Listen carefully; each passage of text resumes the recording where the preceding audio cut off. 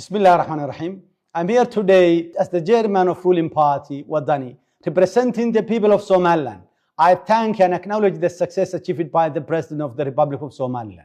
And I appreciate the long wait our people have endured for recognition. I would like to express our heartfelt gratitude to the State of Israel for recognizing Somaliland and for its courageous decision and brave steps in the right direction.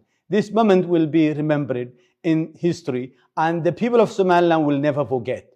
The people of Somaliland have a remarkable history for resilience, determination, and they had a vision of statehood and fought for independence. They gained independence on June 26, 1960, but the unlawful union with Somalia was marred by controversy and unfair treatment. The key events that led to Somaliland's assertion of independence include: on July 5, 1960, concerns about full merger process with Somalia arose due to the de facto merger process, highlighted by some elites of Somaliland, intellectuals, poets, and politicians. In 1961, a significant majority, 90% of Somalilanders, rejected the proposed constitution that would unite Somaliland and Somalia, clearly expressing their discontent with the terms of the union.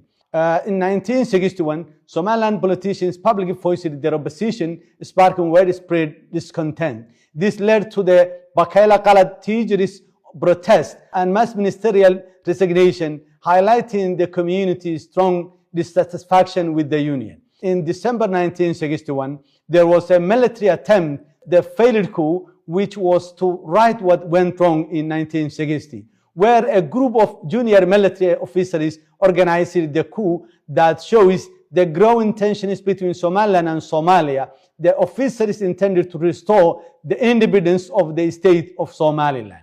Despite efforts to address the grievances, the issue persisted, leading to civil unrest, and Somaliland community suffered under brutal suppression, including arbitrary arrest, curfews, and mass shootings. Example, 45 businessmen in Buro. The Somali National Movement, SNM, was formed in 1981 to fight against Siad Barre's regime. On May 27, 1988, after a long struggle, they took control of the Somaliland most of regions, and more than 50,000 civilians had been killed by government aircraft bombs. Before the civilians in cities fled to refugee camps, they were massacred in different places, including Malkadurdro, Kalshekh, Jazeera, and other locations, resulting in more than 200 registered mass graves. On May 18, 1991, Somaliland community representative declared independence, restoring the sovereignty of the state of Somaliland, where delegates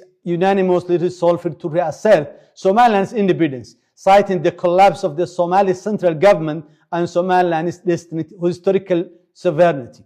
Peace was established, rebels disarmed, and government institutions set up in 1993. And democratic systems was introduced around year 2000, with 97% of the constitution voted in by the people. Somaliland has had peaceful transfer of power among 6 presidents, with 4 publicly elected as the current president. In order to answer and accept the international community's proposal for the dialogue, Somaliland government attended talks with Somalia, but unfortunately no significant progress was made. The outcome was not respected by Somalia, and the agreements were subsequently annulled. This was part of a series of talks between 2012 and 2023, which ultimately stalled due to the Somalia's lack of commitment to implement the agreements. For 34 years, Somaliland has self-governed, implementing development and enduring challenges despite lacking international recognition. Somaliland's journey is marked by struggle, resilience, and progress towards stability and democracy. Since 1991, Somalia has not been able to effectively control its claimed borders, and its government has had difficulty maintaining a stable presence, largely limited to the parties of Mogadishu. Only diplomatic pressure, imposing economic and aid sanctions, and restricted air travel like recently introduced e-visa. Somaliland has been behaving responsibly and serving as trusted partner for neighboring countries as security buffer zone, we will continue to prioritize peace, security, and cooperation in the region while actively fighting against terrorism. The State of Israel became the first to acknowledge the above-mentioned context and reality by recognizing the Republic of Somaliland. We are grateful and we expect the other members of the international community to reward Somaliland for its unwavering efforts to be a role model in democracy and stability in the region, and for its continuous positive contribution to its own people and collaborating with its partners regionally and globally. We call upon and kindly request the UN member states to follow suit and recognize Somaliland. Thank you.